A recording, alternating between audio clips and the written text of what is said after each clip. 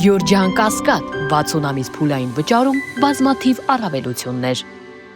Կարդացիք նորից նույն բանը, կարծում եմ վստահաբար էլի նույն անորոշությունը մնաց։ Հիմա պարզ բան, մեր սահմանը հատելը բոլորը գիտեն, չէ՞, երբ որ այդ ավտոմեքենան հասնում է սահմանի մեր կետ եւ հատում է սահմանը։ Հիմա սա է ժամկետի հաշվարկի հիմքը, թե երբ որ մարդը իր թղթերով գնում է այդ ձեր ասած մաքսազերծումն անի, օրինակ ներմուծել է մեքենան, գնում է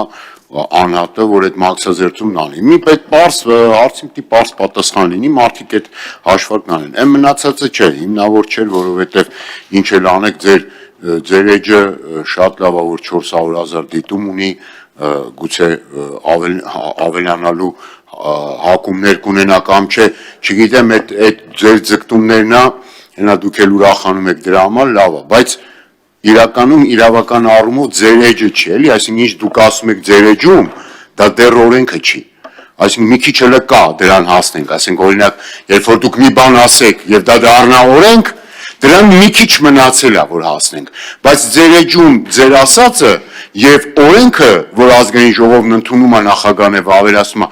դեռևս մի փոքր իրարից տարբեր են։ Իմ ասածը դա էր, երբ որ օրենքը ընդունվի, իսկ մենք վստահ քայլերով գնում ենք դրան, որ ինչ դուք հայտարարում եք, ապա դա օրենք է,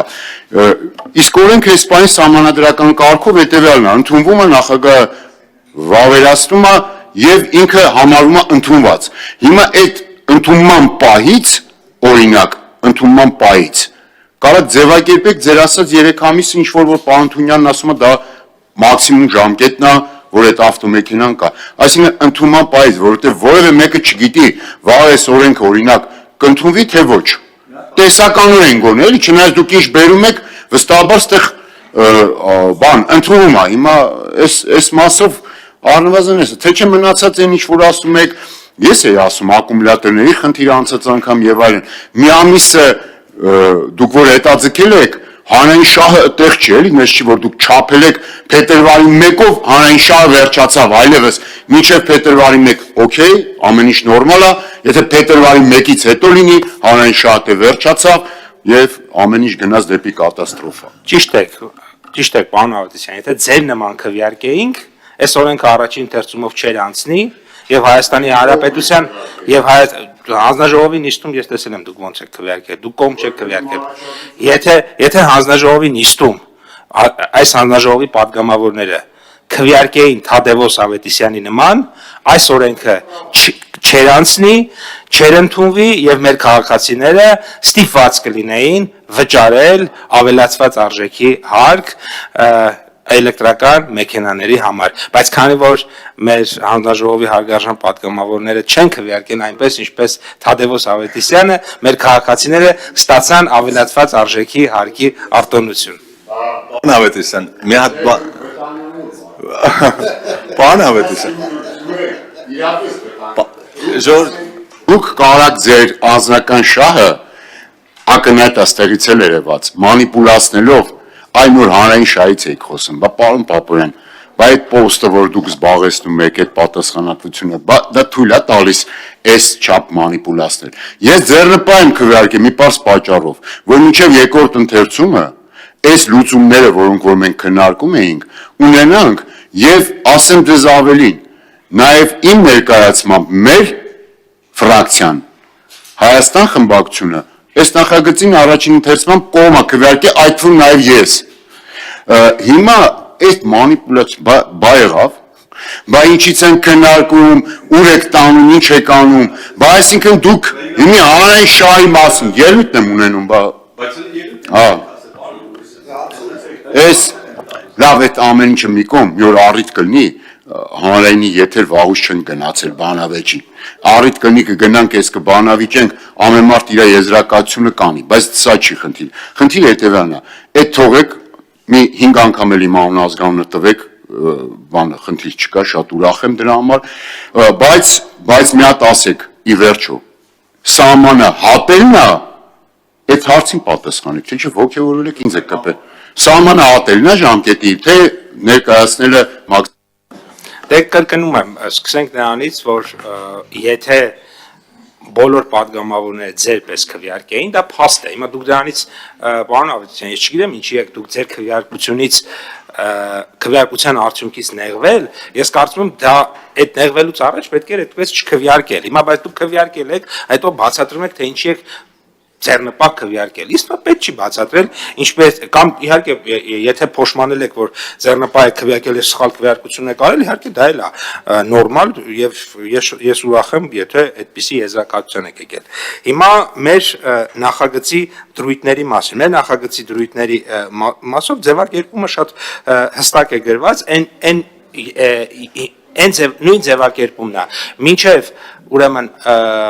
ամսի 31 դեկտեմբերի 31-ը բերված մեքենաները իրանք այս կանոնի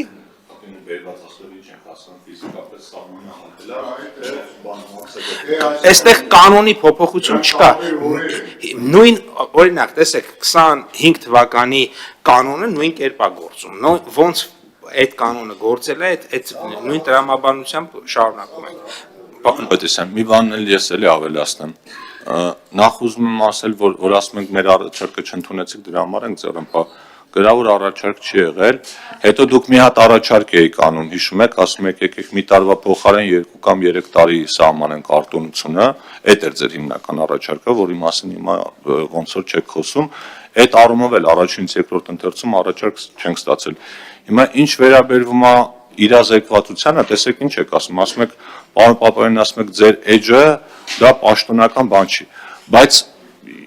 մարդիկ ընդհանրապես ոչ մի տեղ չեն կարդացել, ոչ պարոն Պապայանի էջում, ոչ կառավարության կայքում ու իրենք որոշել են, որ պիտի էլեկտրոմոբիլ բերեն, այսինքն իրենց ենթադրության հիման վրա։ Ստացվում է, որ ինֆորմացիայի բացակայությունը մարդկանց վարքագծի վրա ավելի շատ կարող ազդի, քան թե նախարարի կողմից կատարված գրառումը։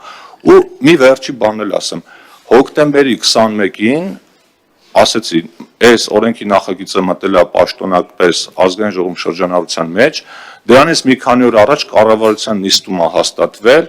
եւ դա եղել է զեկուցվող, այսինքն մարդիկ դրա մասին իմացել են, գրվել է, եթե մարդը պատրաստվել է դրսից էլեկտրոմոբիլ բերի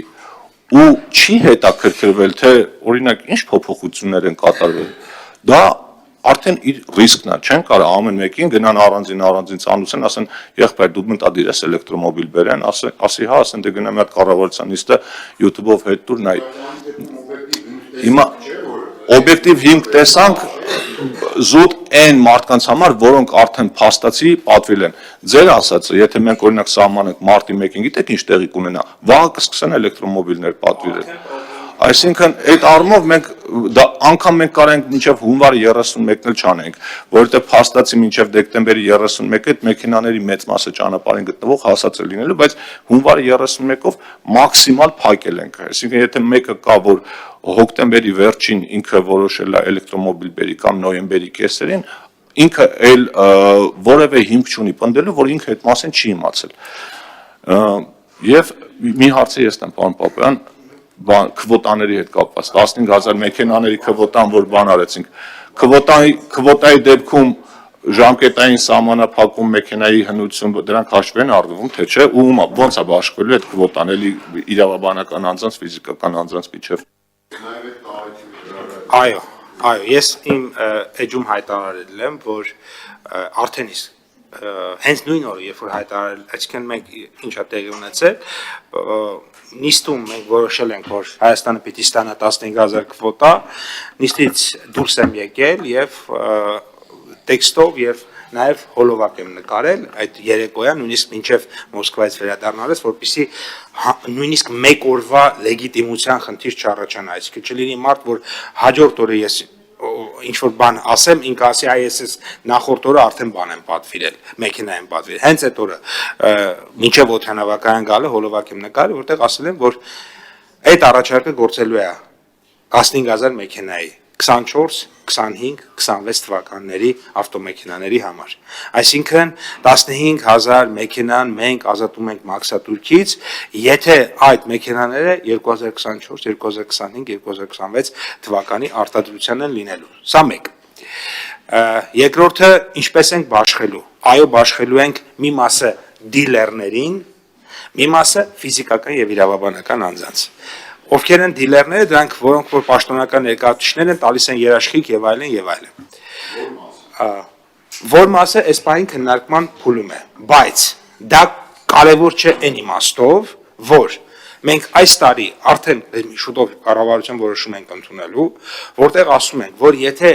դիլերներին տված քվոտայից մնա քանակ, իսկ այս պահին ես տեսնում եմ, որ մի քանի 100-ը մնալու է։ Այդ քանակը մենք տրամադրելու ենք ոչ դիլեր ֆիզիկական եւ իրավաբանական անձանց ըստ իրենց ներմուծման հերթականության։ Մոտավորապես, հիմա օրինակով բերեմ։ Պատկերացնենք, որ 287 մեքենայի քվոտա դիլերներին մնաց չկարողացան իրենք ուրեմն ներմուծել։ Այդ պարագայում մենք նայում ենք 5001-րդ, 5002-րդ, 5003-րդ, մինչև 5287-րդ մարդը իր մեքենայով, որ եկել է ֆիզիկական կամ իրավաբանական անձը ու մաքսատուր կա վճարել, իրենցը հաշվարկելու ենք ու նորից հետ վերադարձնենք իրենց։ Այս եթե այս անգամ որոշենք օրինակ պայմանական 11000 4000 էլի նույն կանոնը դնելու ենք ու եթե վերջում օրինակ բարձվի որ դիլերները օգտագործել են 3997 հատ եւ 3 հատ մնացել է 11001-ը 11002-ը եւ 11003-ը կգան եւ կստանան իրենց մաքսատուրքերը Ժամով կֆիքսվի, ժամով հերթական բազակա րոպեով ժամ այդ հերթականությամբ ֆիքսվում է